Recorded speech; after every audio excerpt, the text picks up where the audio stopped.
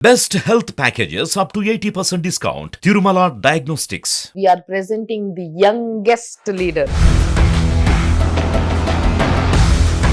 Yes, youngest MLA Palakurthi MLA Yashaswini Reddy garu నా ముందున్నారు.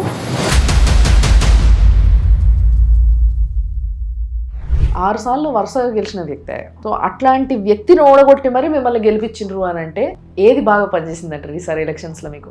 దయాకర్ రావు గారు ప్రజలను ఇబ్బంది పెట్టిందే ఎర్రబెల్లి దయాకర్ రావు గారికి ఒక స్టేజ్ లో ఫండింగ్ అవసరమైతే మీ అత్తయ్య గారు ఫండింగ్ చేసేటోళ్ళు అని విన్నాం. అవునా? చేసిండ్రండి. ఫ్రెండ్షిప్ ఉంది, బేసిక్ గా పరిచయాలు ఉన్నాయి. మీరు కలిసిందా గెలిచిన తర్వాత? లేదండి. ఒక సీనియర్ మోస్ట్ అండ్ పెద్ద ఏజ్ లీడరు మీరు కలిసిన తప్పలేదేమో నాకు తెలిసి. నేను తప్పుగా ఏం భావించాను. ఎలక్షన్స్ అయ్యేదాకా వాళ్ళు ఏం చేయలేదో నేను చెప్పాలి ప్రజలకి, మేమేం చేస్తామో చెప్పాలి. ఒక 130 కోట్ల వరకు ఖర్చు బాగా పెట్టిండ్రు, ఇంటింటికి పైసా ఖర్చు పెట్టిండ్రు, అది కాంగ్రెస్ కార్యకర్తలైనా కూడా వాళ్ళకి పైసలు వంచిండ్రు అని.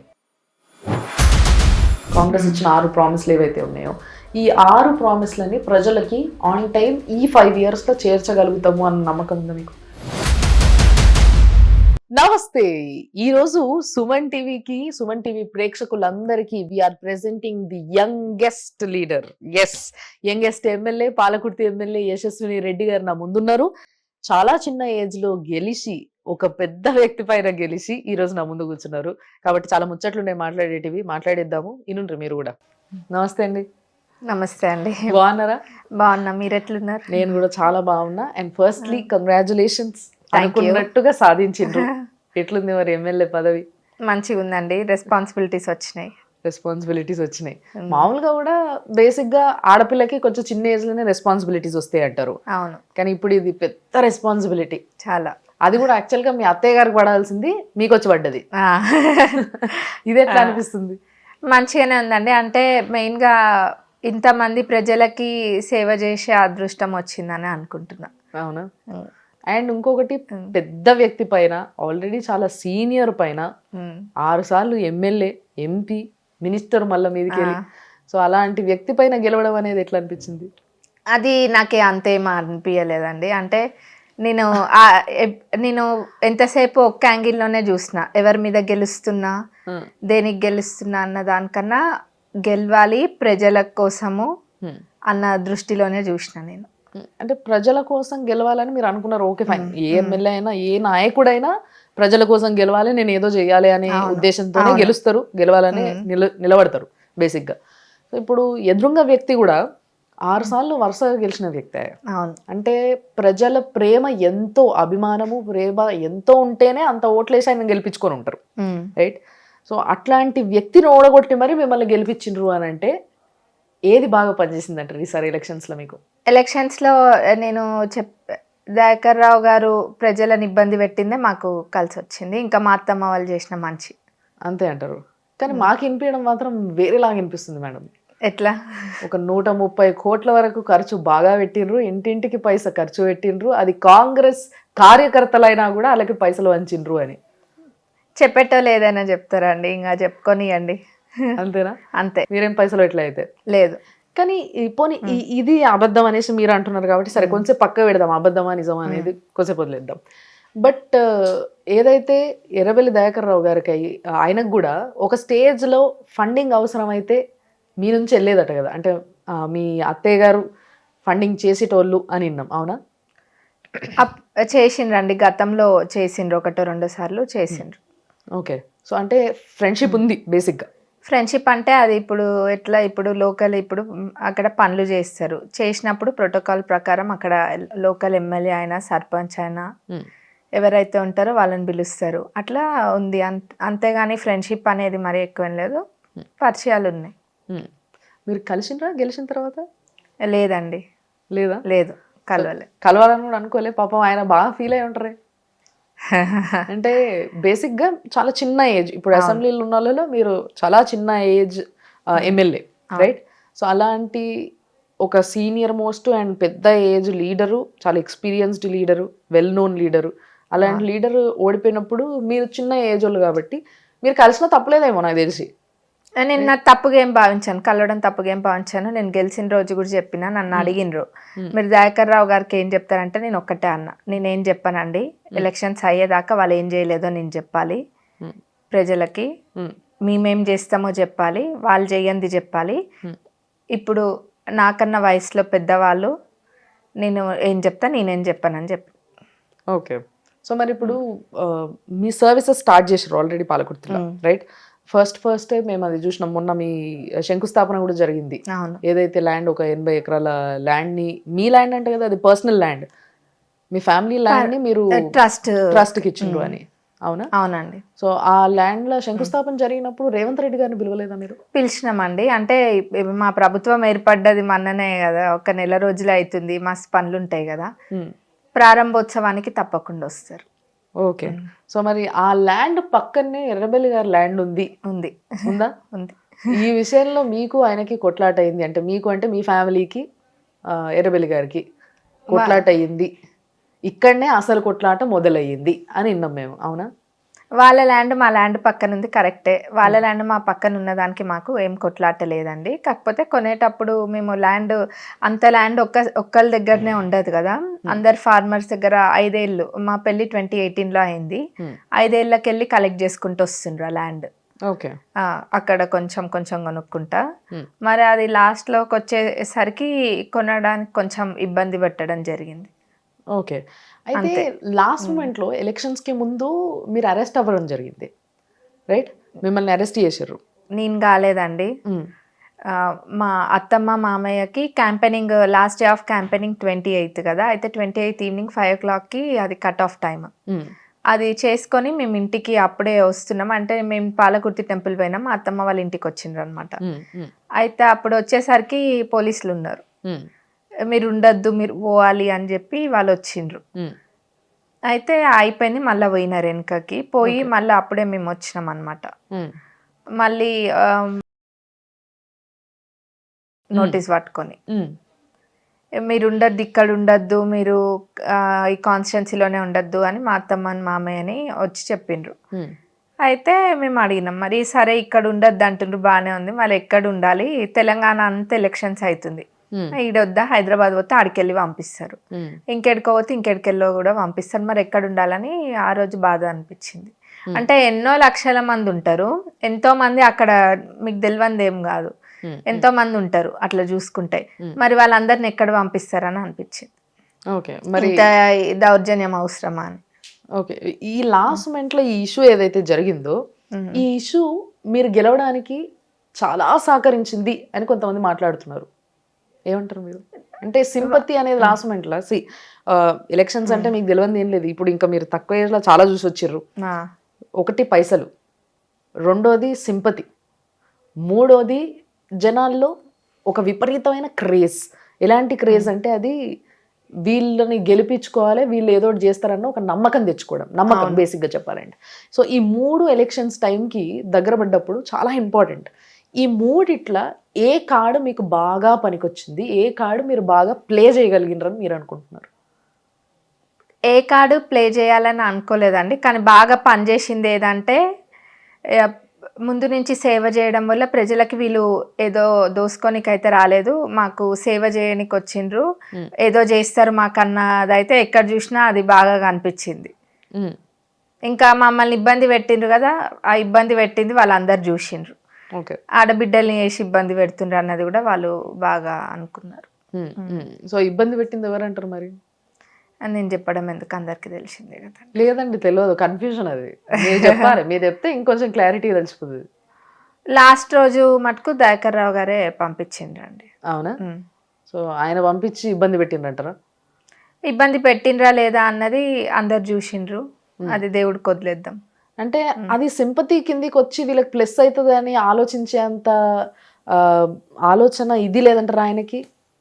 ఏమండి, ఇప్పుడు అంటే ఇప్పుడు నేను ఒక్కదాన్ని ఉన్నా, వాళ్ళిద్దరు మా అత్తమ్మ మామ వెళ్ళిపోతే లాస్ట్ డే ఆఫ్ క్యాంపెయినింగ్, సరే చూద్దాము ధైర్యం సన్నగిలుతుంది అనుకున్నారో మరి ఏమనుకున్నారో అది వాళ్ళకే తెలియాలి.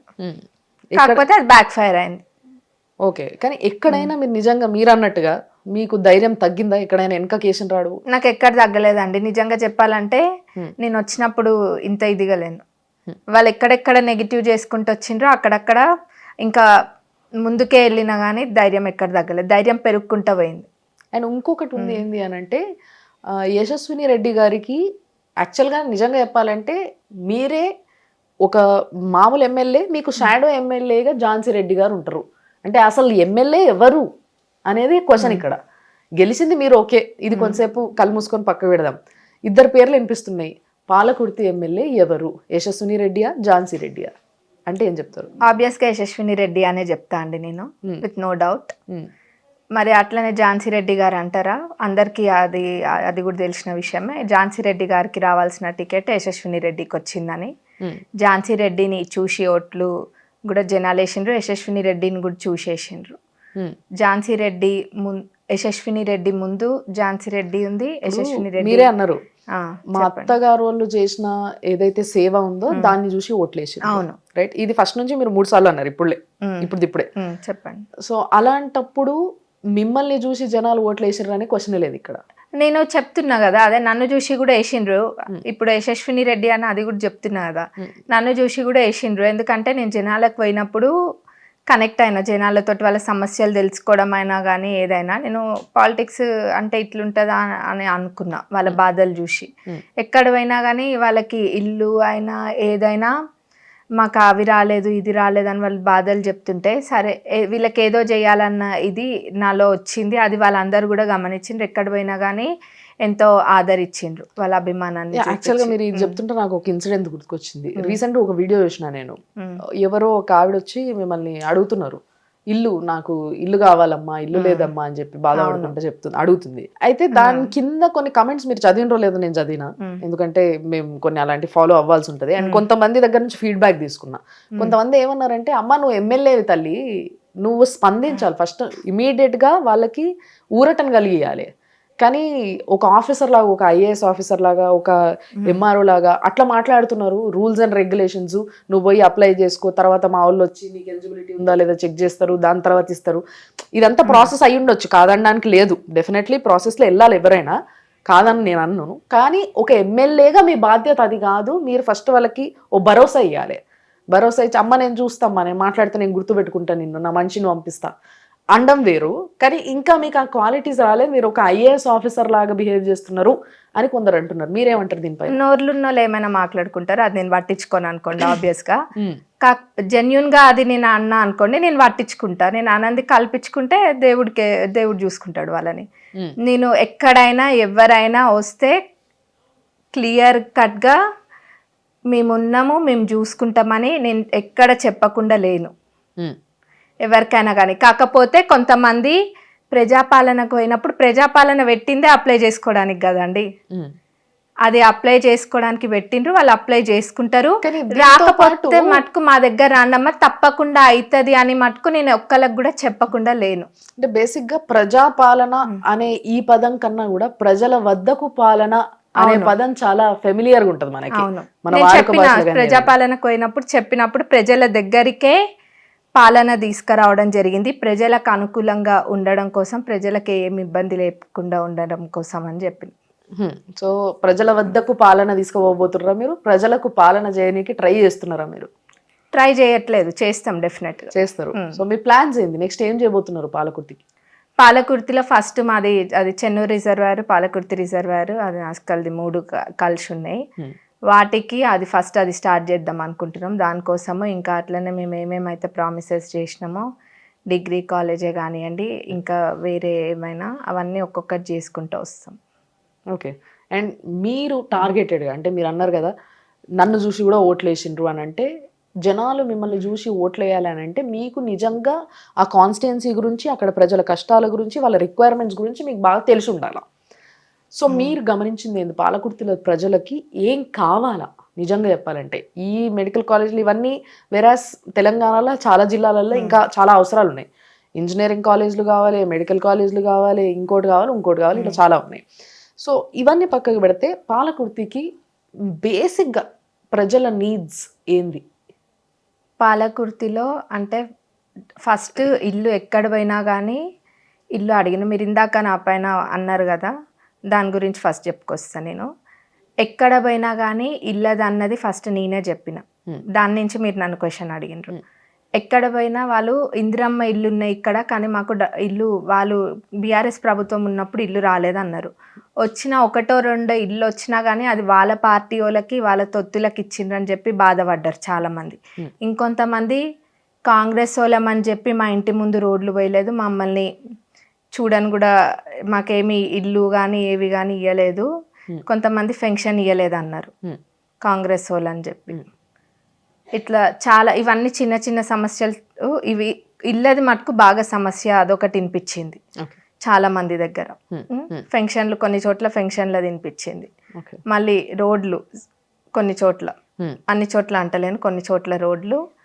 మరి అదే విధంగా అక్కడ లోకల్గా ఊర్లలో కొన్ని చోట్ల చెరువులు నిండి నీళ్ళు ఇళ్ళకు పోవడము, అవి సమస్యలు. కొన్ని చోట్ల పంటలకి నీళ్లు రాక పంటలు ఎండిపోవడము. ఇవి కాకుండా నిరుద్యోగం అనేది అది స్టేట్ వైడ్ ఉందనుకోండి సమస్య. మా కాన్స్టిట్యున్సీలో కూడా చాలామంది, నేను పదే పదే చెప్పుకుంటూ వస్తున్నా, 2-3 సందర్భాలలో ఇంకా ఎక్కువనే చాలామంది పెద్దవాళ్ళు, పెద్ద వయసు వాళ్ళు వచ్చి, పెద్దమ్మ వయసు ఉన్న వాళ్ళు అట్లాంటి వాళ్ళు వచ్చి మా పిల్లలకి ఉద్యోగాలు కావాలి అని బాధపడ్డారు చాలామంది. ఓకే, సో వాళ్ళందరికీ ఉద్యోగాలు వేపియబోతున్నారు మీరు?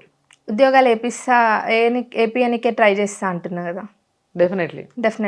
ఓకే, సో మరి నిజంగా చెప్పాలంటే కాంగ్రెస్ గెలిచిన తర్వాత ఫస్ట్ సీట్ మీది, రైట్? అంటే ఫస్ట్ గెలిచిన సీట్ ఏంది అని అంటే పాలకుర్తి అని కళ్ళు మూసుకొని చెప్పేయచ్చు. సో ఆ విధమైన గెలుపుని మీరు గెలుచుకోవడమే కాకుండా 47 చేంజ్ మెజారిటీతో గెలిచిండ్రు, అంతే కదా?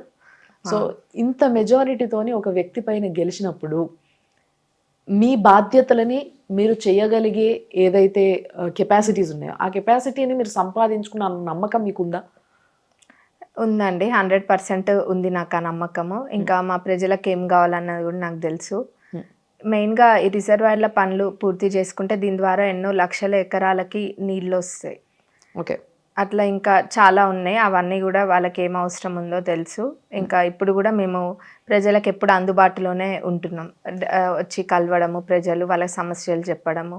అండ్ ఇంకొకటి ఏంటంటే మేడం, నేను విన్నది ఈసారి అంటే ప్రతిసారి కూడా చాలా మందికి ఎమ్మెల్యే అవ్వాలన్న ఒక ఇది కుతూహలం ఇప్పటి నుంచో ఉంటది. అంటే మేబీ వాళ్ళకి సర్వీస్ చెయ్యాలనే ఉంటది. నేను అట్లా ఏదో ఉత్తి ఎమ్మెల్యే అయి కూర్చోవాలనేది కాదు నా ఉద్దేశం. నాకు కూడా అట్లనే ఉండే.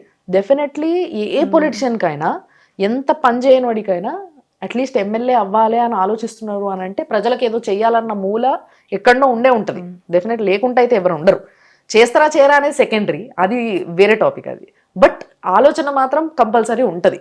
ఆ విషయం నేను గమనించింది. సో నేను విన్నది ఏంది అని అంటే యాక్చువల్గా మీకు అంటే మీ అత్తయ్య గారికి కావచ్చు నాకు తెలిసి. సో సారు మన ఎర్రబెల్లి గారు, నేను ఇక్కడ నుంచి పోటీ చేయను, ఇక్కడ నుంచి ఝాన్సీ గారికి ఇచ్చేయండి పాలకుర్తి నుంచి, నేను జనగాం నుంచి పోటీ చేస్తాను ఒక రిక్వెస్ట్ పెట్టుకున్నారంట. తెలుసా మీకు ఇది? కేసీఆర్ అన్నారు, కానీ నాకు క్లియర్గా తెలియదు, బట్ అన్నారు. మీ దాకా రాలే అసలు? ఝాన్సీ గారికి కూడా తెలియదు అసలు?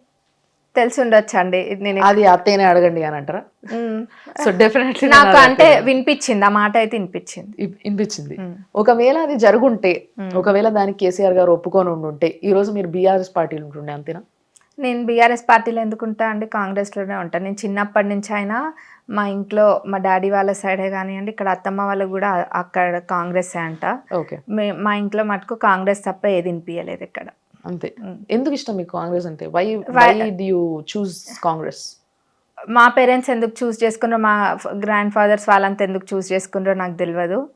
కానీ నేనైతే రాజశేఖర్ రెడ్డి గారి పీరియడ్ అప్పుడు నేను కాంగ్రెస్ ఇన్స్పైర్ అయ్యాను మీరు. అవును.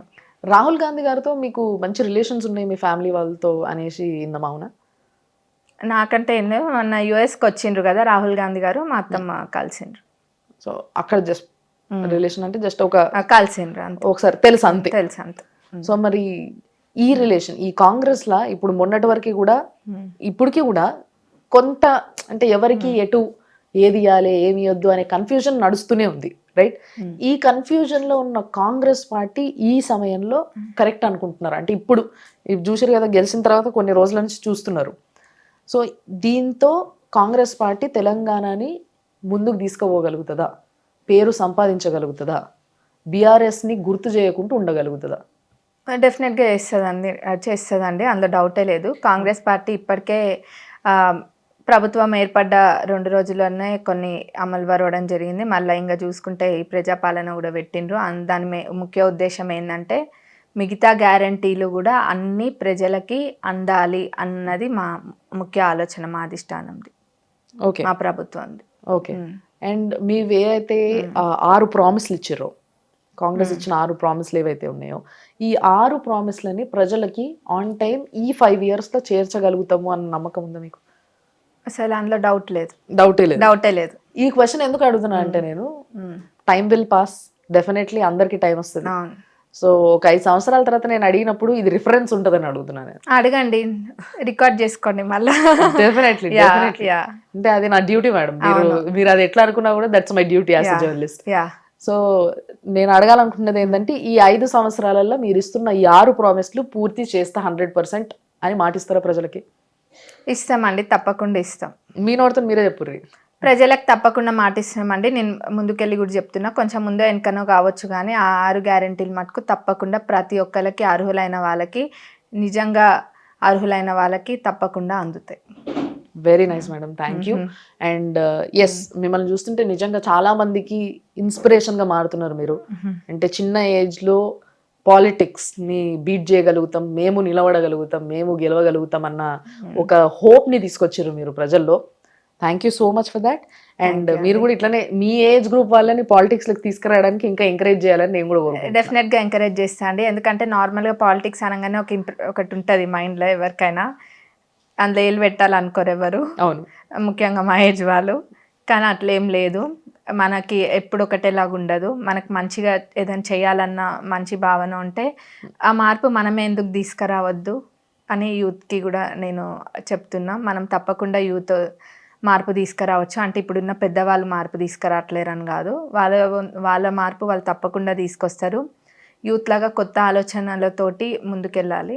మరి మా పాలకుర్తిని కూడా ఒక రోల్ మోడల్ లాగా చూపించాలని నేను మొదటి నుంచి అనుకుంటున్నా. అందులో సక్సీడ్ అవుతా అని కూడా నమ్మకం నాకుంది. Thank you madam, thanks a lot and all the best మీకు కూడా. థ్యాంక్ యూ అండి. మీరు చేయాలనుకునే అన్ని టైం టు టైం అన్ని చేసి మీరు నిరూపించుకోవాలి.